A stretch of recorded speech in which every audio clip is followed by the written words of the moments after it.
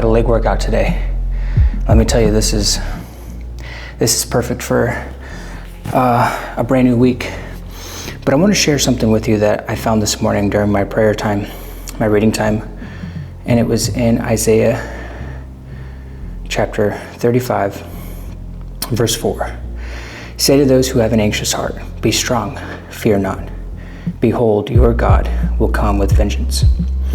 With the recompense of God, he will come and save you. I don't know what it is, but the season I'm in right now, I feel like the Lord is really telling me to be strong and courageous, to get out of my comfort zone and push myself beyond my limits.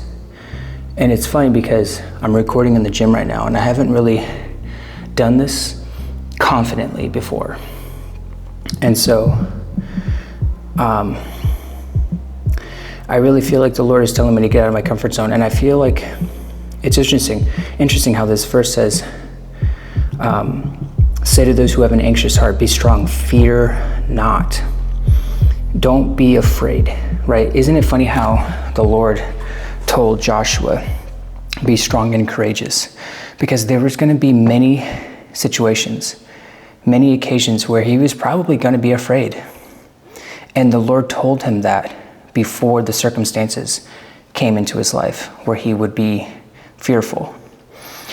And me getting out of my comfort zone, filming in the gym, in my apartment complex, and just getting comfortable filming in public, that's really me getting out of my comfort zone and just being okay with who I am as a content creator. And so I just find it really interesting how all these signs are appearing right now in this season of my life where the Lord is really saying, get out of your comfort zone. It's like, it's okay. Don't worry about who's around you. Don't worry about what people think of you, because that's what happens as you begin this journey of entrepreneurship and content creation. You're going to be worried about what other people think of you, and it doesn't matter what anybody thinks. It's the Lord's opinion that matters. And if the Lord is telling you to do something, do it with confidence and obedience, because you'll see the blessings all over it. And when you get out of your comfort zone, it's going to bless somebody else. You're going to speak to somebody else. You're going to encourage and inspire somebody else. So I just felt like the Lord put that on my heart here, and I had to share that with you. But let's get back to this leg workout.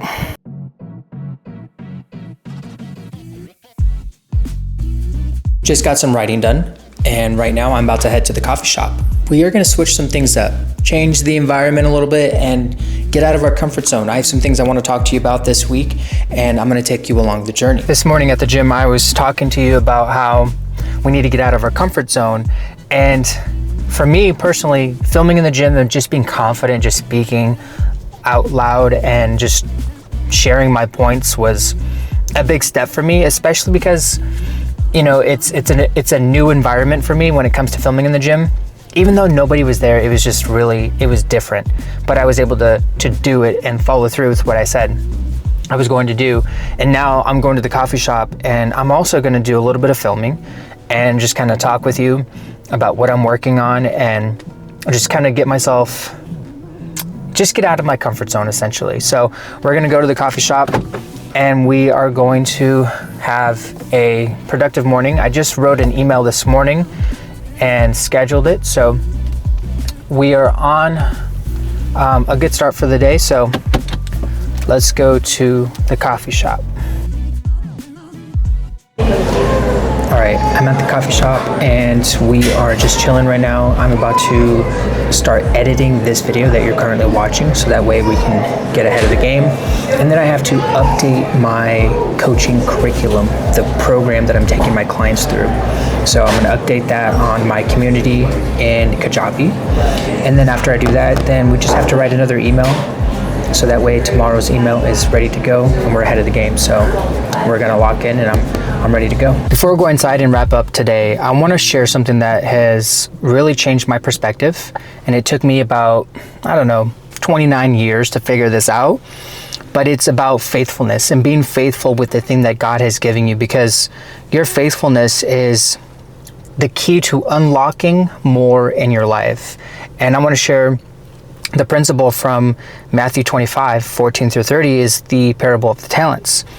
We see in verse 15, it says here, to one he gave 5 talents, to another 2, to another 1, to each according to their ability, to his ability. And the definition of ability here is important to understand here. And the definition means the possession of the means or skill to do something. So in this context, it was talking about the proficiency in their ability to manage money. God gave them, in this story, money based on their proficiency in handling it. The same principle applies for you too. What you are given is based off of the proficiency, the skill that you have in managing your money. And I believe that this goes more than just money. It's about your proficiency and stewardship of your skills and gifts that God is giving you. And it's important to be faithful with it.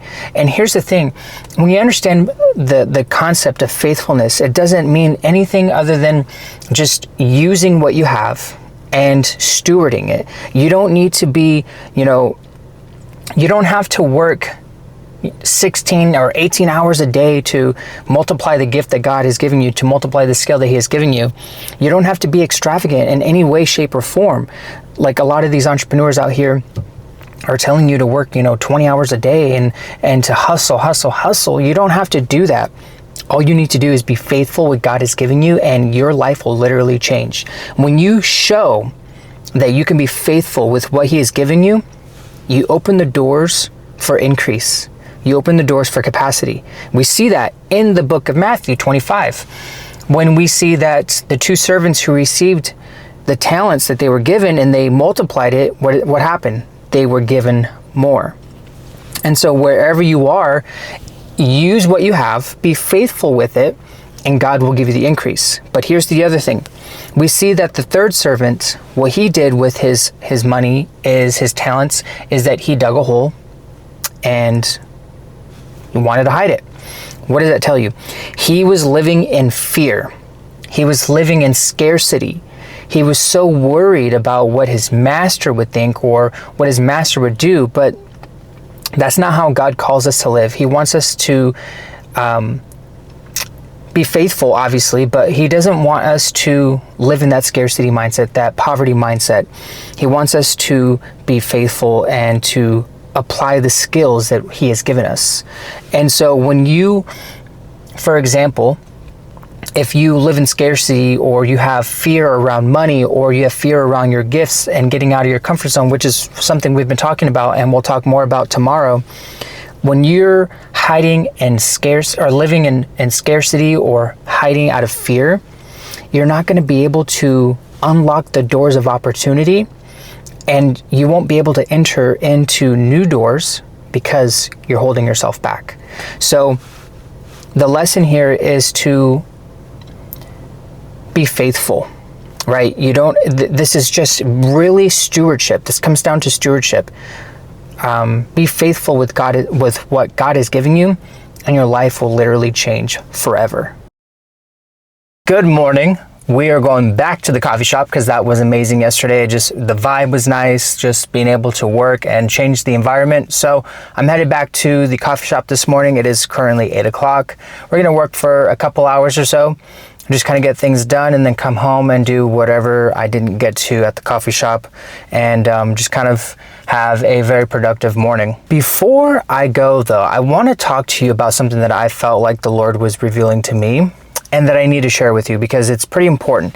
It is from Psalm 37 verse 5, and it says, "Commit your way to the Lord, trust in him, and he will act." I just find this verse to be so powerful to me in this season, because you have to commit your way to the Lord, right? That's the first step. Commit your way means to roll over. It means to trust and lean on him, and roll the ambitions, roll the desires, roll everything onto him and into his hands and onto his shoulders, because we can't do life without the Lord. And for me, this is really speaking to me because I'm very ambitious. I have a lot of ambitions and a lot of goals and a lot of dreams that I want to fulfill in my life, and I can't do that without the Lord. So then not only are you going to roll over those desires and those plans that you have, you're going to trust him. You're going to trust him with those plans. And trusting him, I believe, is really important because it shows that you have dependence on him.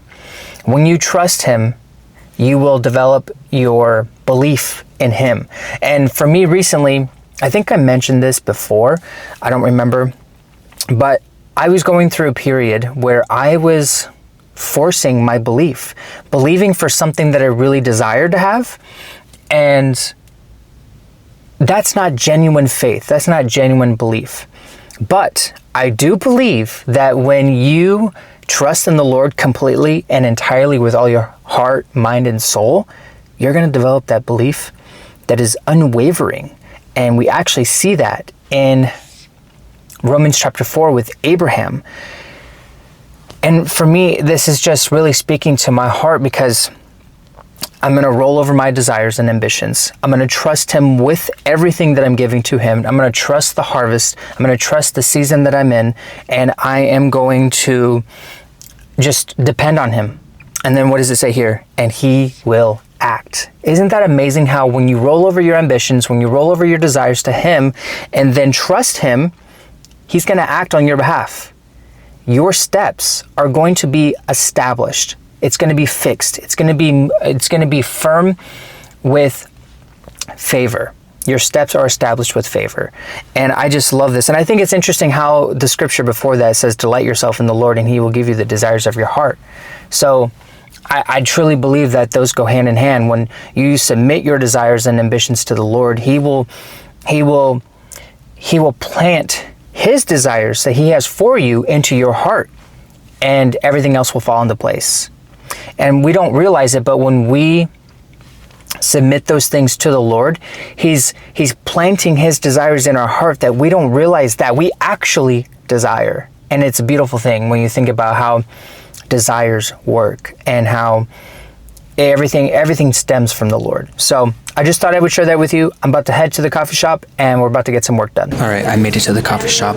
I am drinking my coffee and about to get to some work right now. I'm gonna go through my script for my video that I'm posting on Sunday. I'm gonna rehearse that and just practice that, get familiar with it. And then I'm going to write an email for tomorrow. I actually think that I'm gonna write this email based off of my conversation with you in the car about just trusting in the Lord, committing everything to him, and believing that he's going to act on your behalf. So I'm probably going to write something about that for tomorrow's email. We already have something scheduled for today. So we're about to lock in right now and let's get to it. I just finished working at the coffee shop, but I wanted to talk about something really quick that we mentioned in the beginning of this video, which is getting out of your comfort zone. Like I mentioned, for me, this was filming in the gym and also filming in the coffee shop and being able to talk and be confident and comfortable. But I want to talk about how important it is to get out of your comfort zone when it comes to pursuing the thing that God has for you, the thing that God is calling you to do. If you're not willing to get out of your comfort zone, you are robbing yourself of a blessing. You are robbing others of a blessing as well. The thing that God has called you to do requires that you get out of your comfort zone. That is just the only way around it. To get to that promised land, you have to get out of your comfort zone. We actually see in the book of Exodus, when the Israelites were delivered from Egypt, they were extremely uncomfortable. God delivered them from Egypt, but Egypt was not delivered from them because they were more comfortable being slaves. Let me give you some science and psychology behind this. Your nervous system was not designed to help you to get out of your comfort zone. Your nervous system and your brain was designed to keep you safe. So whenever you set a new goal or do something out of your comfort zone, your nervous system will detect that as a threat. And what happens is, if it's a threat to your nervous system, it's going to do whatever it can to keep you safe. For example, if you set a new goal that you've never pursued before, like making $10,000 a month, and this is like really foreign to you, what's going to happen is, if your nervous system is not regulated in the regards of that amount of money, you're going to sabotage yourself. You're going to procrastinate, not because you're lazy, not because you're unable to achieve that goal, but because your nervous system is like, whoa, this is a threat. I cannot do this. How am I supposed to, make this kind of money? Your nervous system is designed to keep you safe. The Israelites were going through that process where they were like, man, this is insane. I don't know what we're doing. I don't know what's going on. But they were more comfortable being slaves. Here's the thing. In order to get to the promised land, you have to go through a season of consecration.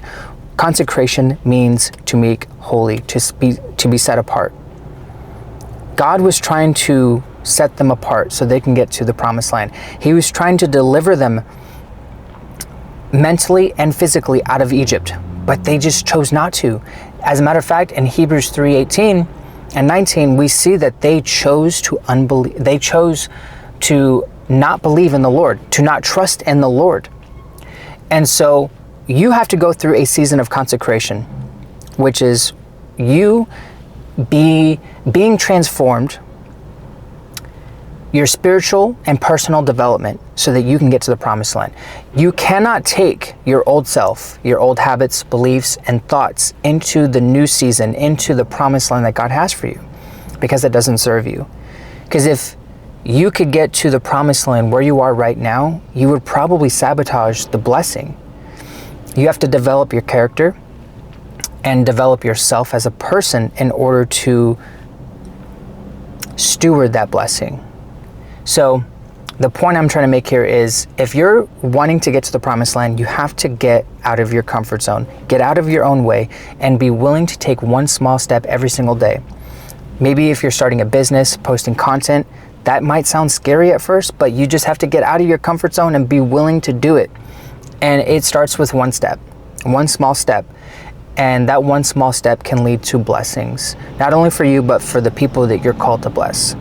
So the message for you today is, be willing to get out of your comfort zone and trust that the Lord will help you and develop your character at the same time. We see that they willfully chose not to believe God, which is crazy to think about, because they had all these miracles that they saw. Then in verse 19, we see that they had unbelief. Unbelief was the root, disobedience was the fruit. I'm about to record my video for Sunday, which is going to be an epic video. It is about fixing your eyes on Jesus. So we got the setup here, and we're about to start filming. I just did some rehearsing, as you saw in that last clip. So let's get right into it. Let's talk about taking faith-filled action. This is something that was on my heart that I felt like I needed to share with you, because wherever you are in this season, your action is so important, right? We know that we have to walk by faith, not by sight. We know that faith without works is dead. We need to do our part. And I believe that, just like our last point, getting out of our comfort zone, that is inevitable. That is part of the journey. And getting out of your comfort zone requires taking faith-filled action. This is the season where I'm in right now, like just reminding myself every single day that I need to take faith-filled action, because that is how you get to the promised land. If you need to see everything before you take action, that's going against the very word of God, right? That's not walking by faith. That is not taking, faith-filled action. That's not being doers of the word. And I believe that if you want to see God move, you have to be willing to take the risks. Now, I'm not just saying that you should just go out and take uncalculated risks. I'm talking about taking calculated risks. The things that God is telling you to do. When you are doing things that he says, that are in alignment with his word, that are in alignment with his word, and things that he's calling you to do. So maybe that's posting content. Maybe that's building the business. Maybe it's quitting your job. Yeah, it's scary. That requires a lot of faith. That requires you to get out of your comfort zone. But if God says to do it, it's important that you do it. And that is faith-filled action. That is walking in obedience. And when you walk in obedience, you will have the favor of the Lord upon you. Now, I want you to think about Noah for a minute. Noah had to build an ark. Literally. Like, think about where he was in life and think about the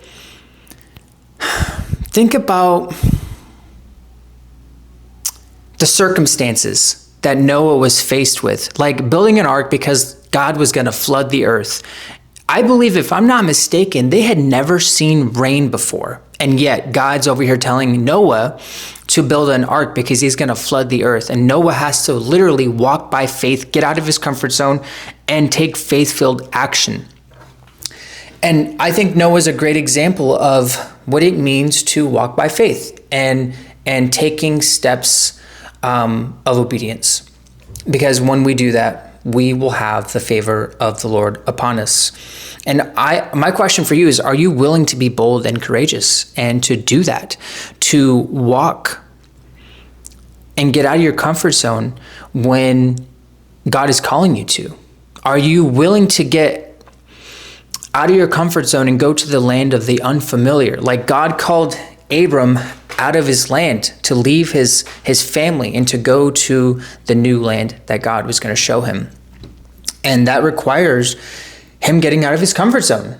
God didn't say, hey, I want you to go to this place specifically and go to this new land. No, God said to leave the land of familiar and go to the land that I will show you. That meant that God was going to show him as he walked, as he stepped out in faith, as he got out of his comfort zone. So I want to share something with you.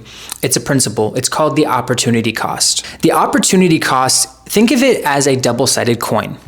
Think of it as, on one side, the cost of not doing something, and on the other side, the cost of doing something. So I want to paint the picture here for you.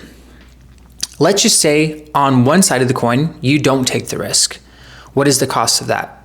That's going to be regret. Maybe when you're 60 years old, you're regretting that you never took the risks to do something. You never took the risk to build that business. You never took the risk of, building a family or whatever it is that is important to you, or whatever it is that the Lord put on your heart that you just never pursued. The risk is regret. The cost is regret. And that's a big, big cost. I don't know about you, but I don't ever want to live with regret, because that'll eat you alive. When you're 60 years old and you can't do the things that you once could when you were 20 or when you were 30, man, that is going to be the worst way to live. And let's just say also, maybe you don't take the risk to build, financial freedom for you and your family. You had this business idea. You felt like the Lord was telling you to do, but you were so afraid, but you were also so comfortable in the job that you had. You're like, do I really need to do it? You never did it. And then what happened? You're in your 60s and you regret it. And you're living with frustration. You're living with that regret. And then maybe you weren't able to build that financial freedom for your family, for that 40 years. And then your grandkids aren't able to have that generational wealth. You weren't able to pass that on. Think about that for a minute. That is the cost here. It's regret. But on the other side, we see that there is an opportunity. Let's say you do take the risks. What happens? Let's say you pursued building that business and you were creating financial freedom and you quit your job. What's the cost? Maybe a little bit discomfort. Maybe it required that there was some struggle, uncertainty, maybe even some pain, some doubt. But guess what? That cost is temporary. Think about that for a minute. Let's say you took the risk to quit your job and pursue the thing that God put on your heart. Again, there may be some uncertainty, some discomfort, and some pain. But did you notice here that the pain that you experience from taking the risks is only temporary? Whereas if you were to not take the risk, the cost is more of a lifetime of regret. Think about that for a minute. Sit in that for a minute. Not taking action is the death of your dreams. Think about that.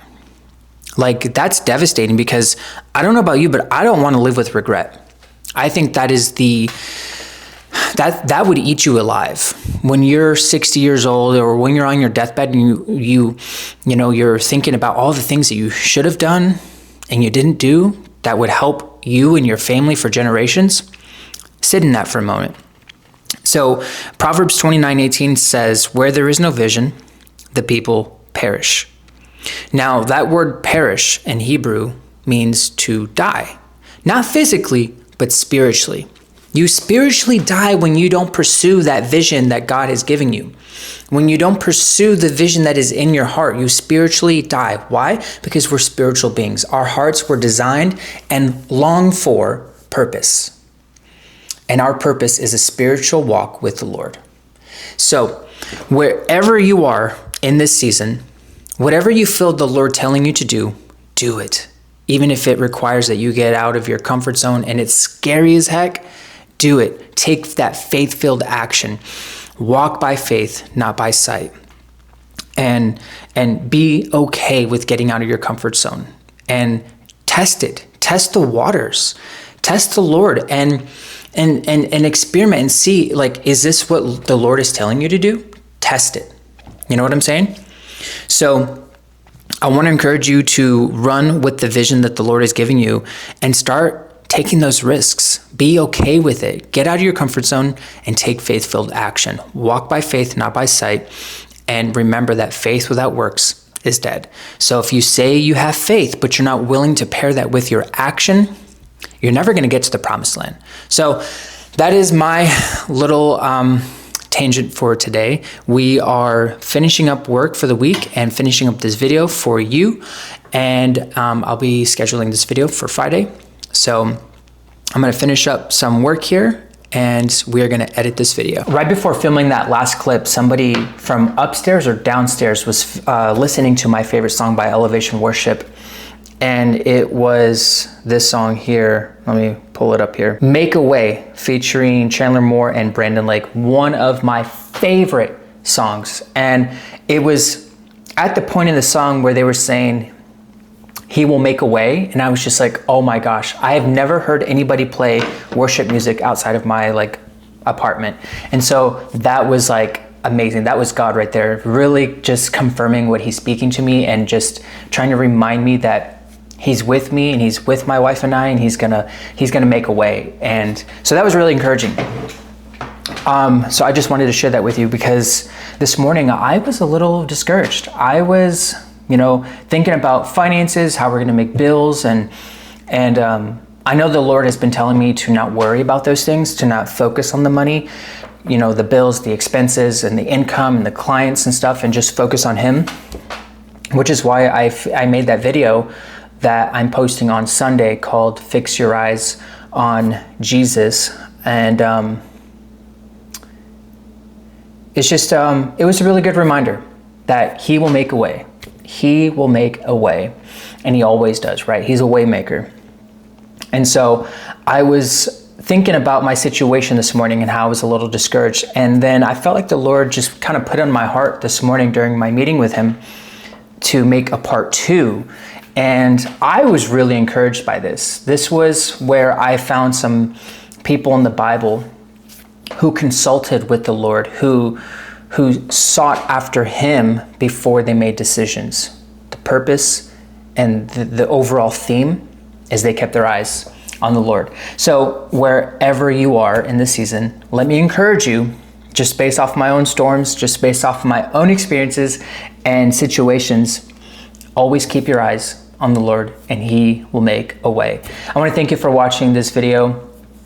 If you found value in this, be sure to subscribe to the channel so that you can become part of this community and just learn how to grow your faith and business following biblical principles.